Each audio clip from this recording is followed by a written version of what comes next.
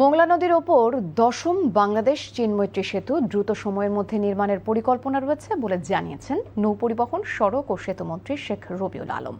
বলেন, মোংলার বিশেষ অর্থনৈতিক জোনে অক্টোবরে কাজ শুরু হবে। বিকেলে স্থায়ী বন্দর বাস স্ট্যান্ডে পৌর বিএনপির সংবর্ধনা অনুষ্ঠানে মন্ত্রী আরও বলেন, বন্দরের অদূরে আকরাম পয়েন্টে এলএনজি স্টেশন করে সেখান থেকে ২৩ কিলোমিটার পর্যন্ত পাইপলাইনের মাধ্যমে মোংলায় গ্যাস আনা হবে।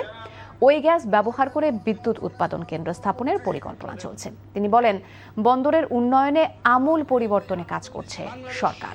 চীন মৈত্রী সেতু হিসাবে ১০ম মৈত্রী সেতু হিসাবে এটা দ্রুততম সময় করার জন্য প্রক্রিয়া চলমান রয়েছে। বিশেষ অর্থনৈতিক জোন পরিদর্শন করলাম আজকে। প্রথম ফেজের কাজ অক্টোবরে শুরু হবে, ২৫,০০০ লোকের কর্মসংস্থান হবে। দ্বিতীয় ফেজ শুরু হওয়ার পর ৬০,০০০ লোকের কর্মসংস্থান হবে এই মোংলার অর্থনৈতিক জোনে। সে পদক্ষেপ সরকার নিচ্ছে।